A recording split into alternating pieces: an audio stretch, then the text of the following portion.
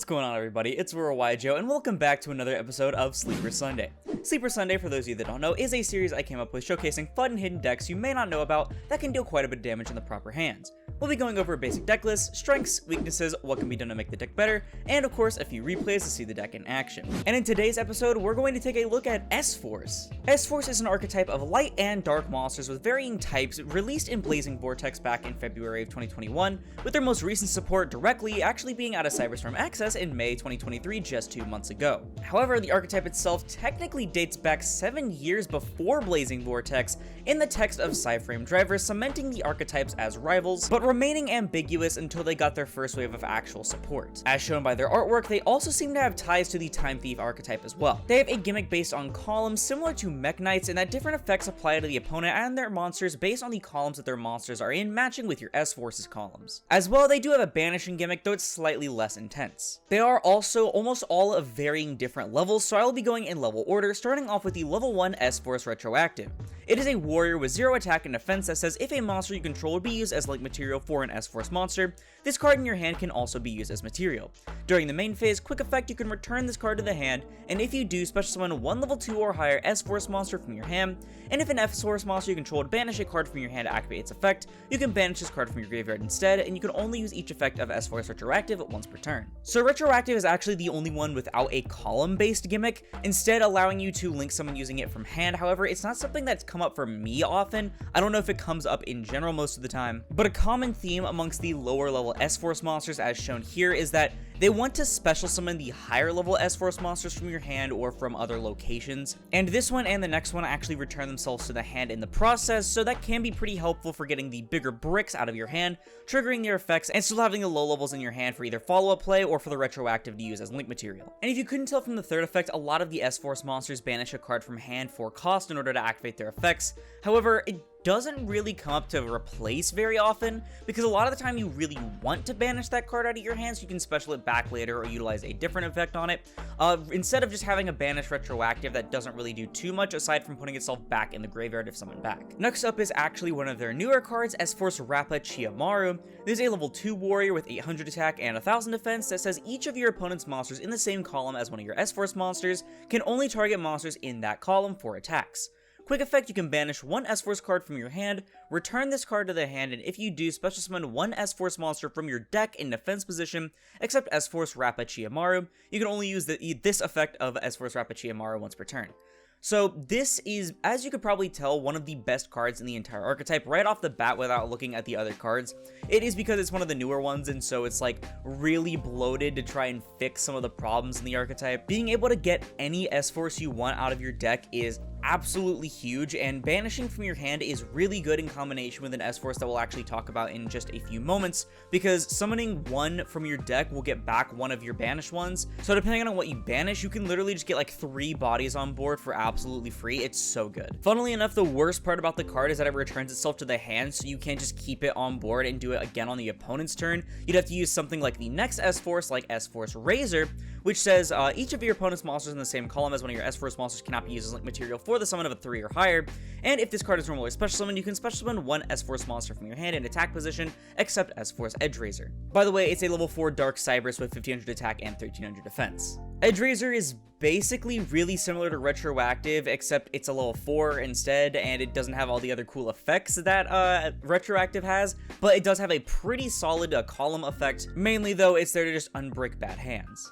And then we're also playing one copy of S-Force Orifice. This is also a level 4, this one's a Light Cyberus with 1800 attack and 1000 defense.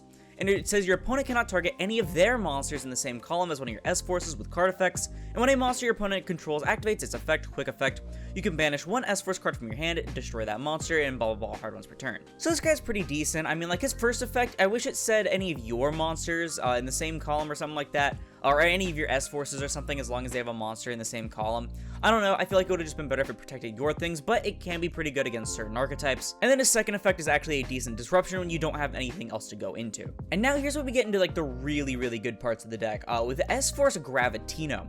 This is a level 5 Psychic Light with 2000 attack and 1400 defense.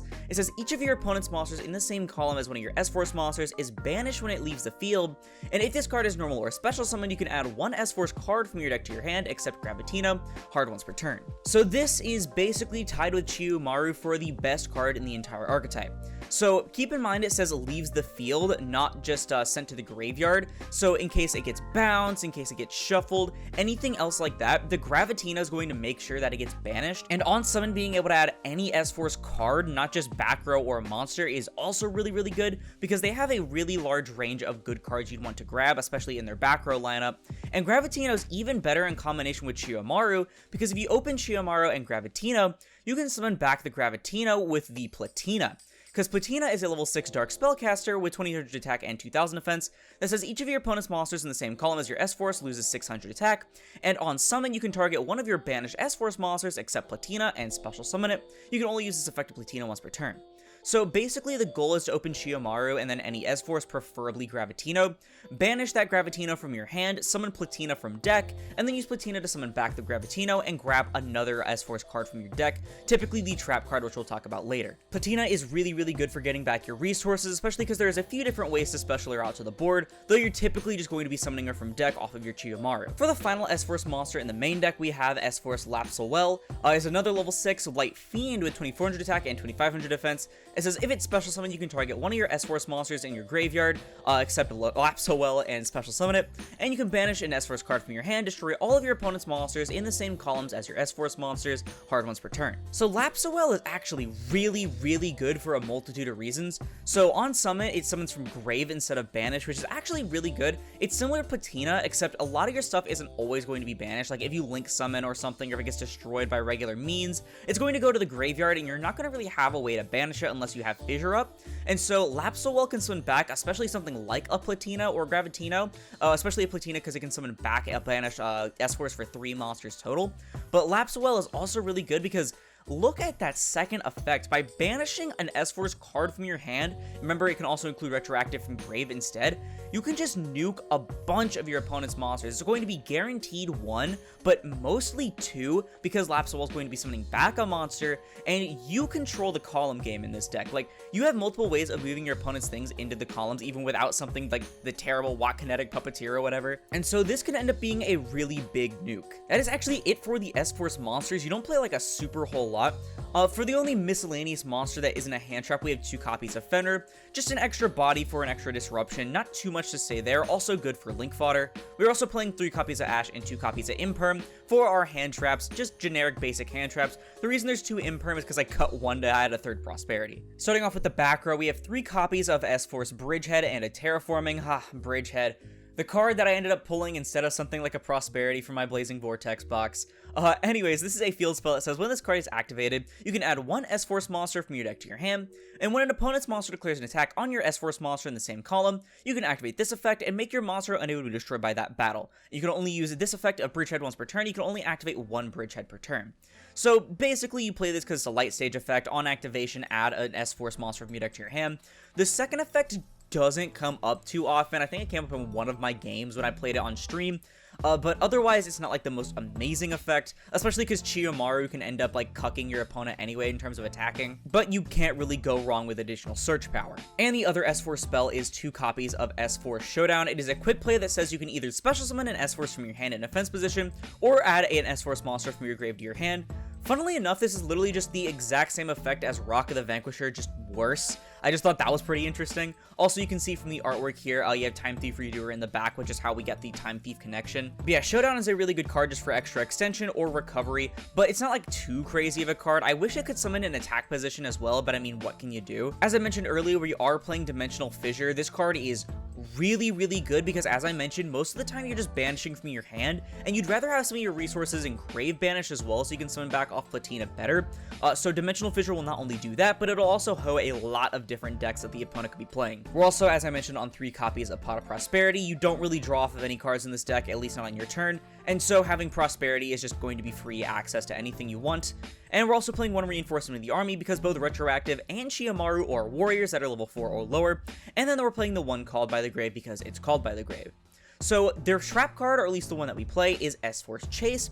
This is a normal trap that says target face-up cards your opponent controls up to the number of S-Force monsters you control with different names, return them to the hand, and if an S-Force monster you control banish a card from hand to activate its effect, you can banish it from grave instead, similar to retroactive, and you can only use each effect of S-Force Chase once per turn. So Chase is really good. Most of your end boards are going to be summoning Gravitino, and Gravitino is usually going to be adding Chase, kind of like a Dr. Madlove adding the Dust Devil, or this could actually be more similar to Trinity Burst. This deck has a lot of connections to Vanquish Soul, not gonna lie, but just know there's gonna be like one of the main disruptions on top of your end board. And then finally, we're playing one copy of Little Opposition. There's a card coming out of Duelist Nexus that isn't directly an S-Force card, but you can use it in S-Force, and it has S-Force in the artwork.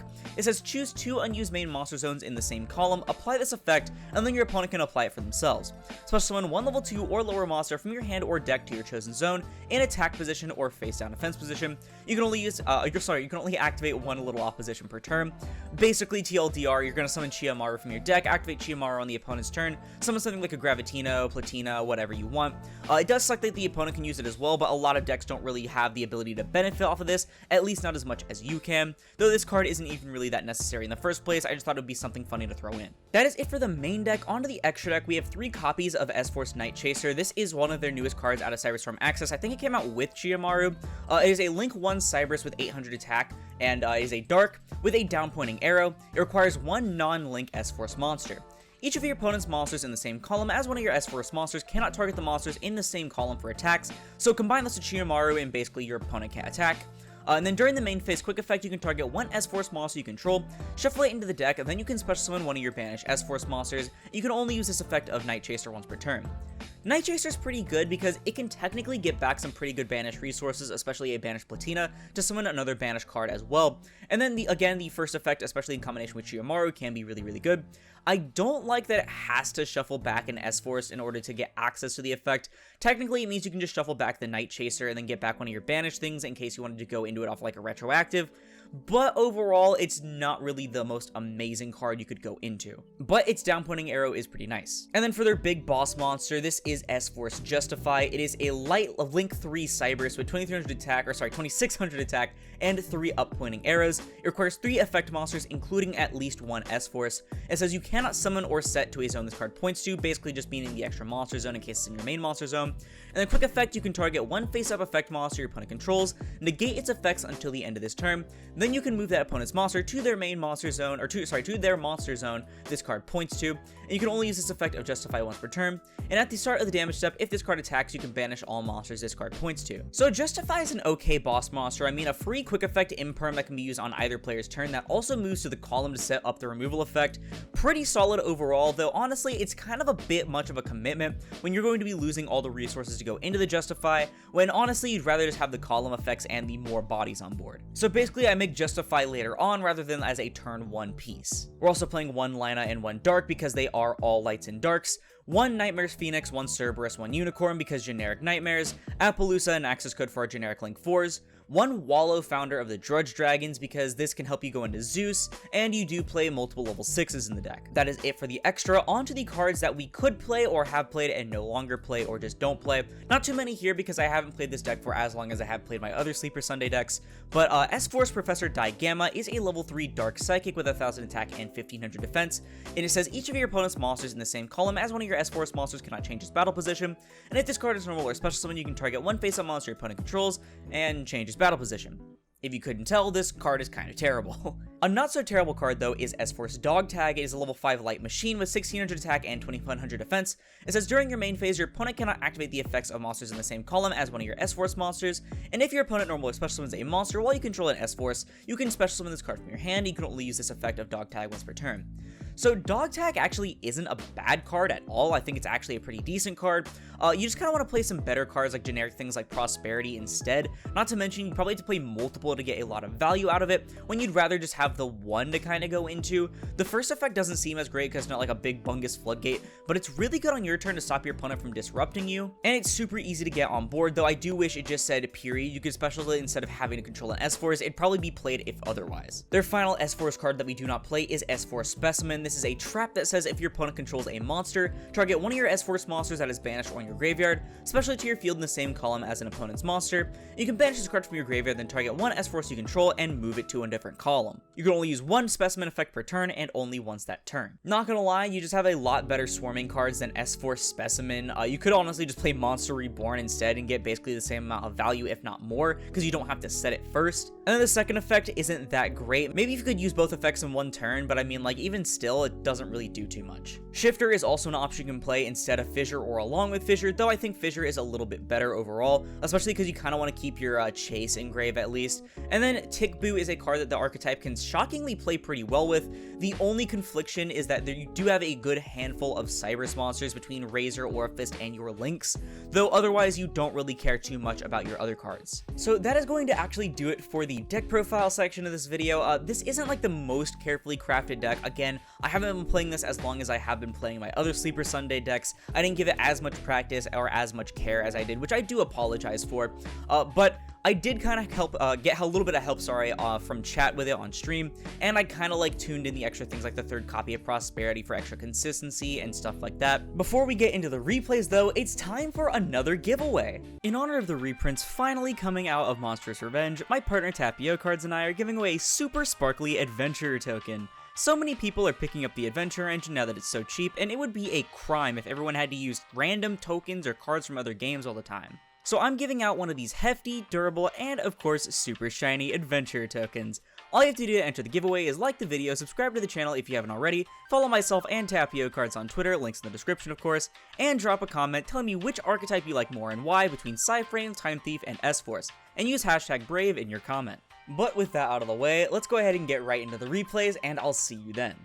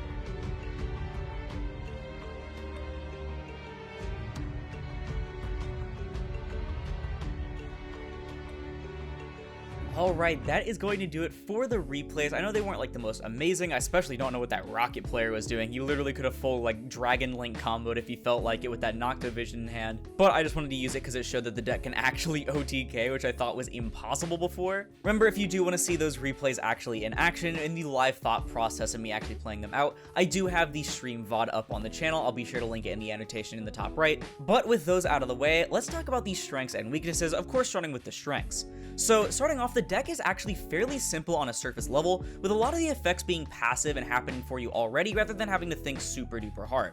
The ceiling of the deck does, however, raise significantly the more you play it, and so more experienced players will actually be able to make a lot of use out of especially like the zone swapping effects and making sure you analyze your columns and everything like that, and so you can actually get a lot of potential out of both the lower and higher end of play. And while a lot of the effects may seem a bit underwhelming, they end up significantly better than one may expect.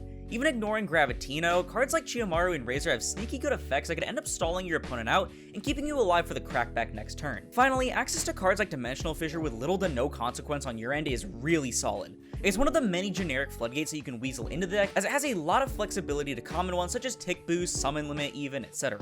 But with the strengths, there is always going to be weaknesses as well, with firstly the deck being super clunky. Like, you can only open Gravitino Chiyomaru so many games, and when you don't, your end board typically consists of a random ass Aurifist and a Razor or something like that. There's also so many high level monsters you have to play that even with the cards that can summon them from hand, it feels incredibly difficult to work around the bricks that are in your hand. And also, I just could never find a good reason to justify going into Justify other than that hero match. Like, why would I nerf my S-Force Chase by going into an Imperm on legs when I could just keep a bunch of live S-Force effects on board while also having multiple bounces instead? Even with the level 1 that I frequently forgot could use itself in hand because it rarely came up, Justify just felt like too much of a commitment because you never really got those resources back. So with that being said, how are we making S-Force better? Well, first, I think they need at least one more low-level monster to assist with board spam. Maybe one that can summon from graveyard like Lapsowell would be pretty cool, and have a similar effect to bounce itself back to hand like Chiyomaru in Retroactive in order to keep up with the consistency. And next, here's a pretty interesting idea. Give them a Link 2 that can summon back one of your banished S-Forces. Now, I know this just seems like Night Chaser already, but it wouldn't require a shuffle back this time, or be a quick effect, and rather would be used for both recovery and climbing into Justify much easier, though it wouldn't just be for free resources because you'd have to at least have a banished S-Force first, which isn't the easiest thing to do without using your S-Force effects to banish from hand. And it may sound a bit far-fetched, but maybe give it a B-Trooper Armor Horn style revive effect. Finally, an alternative boss monster with Disruption would feel really good. Like, another Link 3 would be fine, but let this one have an effect like banish any number of S-Force cards from your graveyard, then target that many cards in the field and like banish or pop them or something like that. Of course, make it a quick effect and then balance the effect based on that. And then imagine you could add back a banish S-Force card once per turn, including things like Bridgehead to let you keep playing after you use your resources for him or your other S-Force cards. Also, for all these monster ideas, by the way, I'm not sure what kind of column effect they should have, so let me know in the comments what you think. But with that being said, I'm not sure how much else I can say about S-Force. Again, as I keep on saying, this is probably one of my lesser detailed, lesser researched Sleeper Sundays. I kind of just jumped the gun into this because I thought it'd be a bit interesting, and definitely not because I've been playing a lot of Cyberpunk recently and I wanted to play the Cyberpunk archetype, leave me alone. But from the little amount of time that I did have with the deck, especially in the Master Duel solo mode that conveniently came up like the moment I started thinking about using this deck for Sleeper Sunday, I have grown pretty fond of this deck. I think this deck is pretty neat. I do think that with a little bit of extra help, it can probably end up being a decent rogue strategy, though I'm not sure how much higher I can get with that, especially with all the brick cards. But I don't know, that's just my opinion. Let me know yours down in the comments below, because that's going to do it for the video. If you liked it, please sure to leave a like, as well as put this video and the channel into recommended.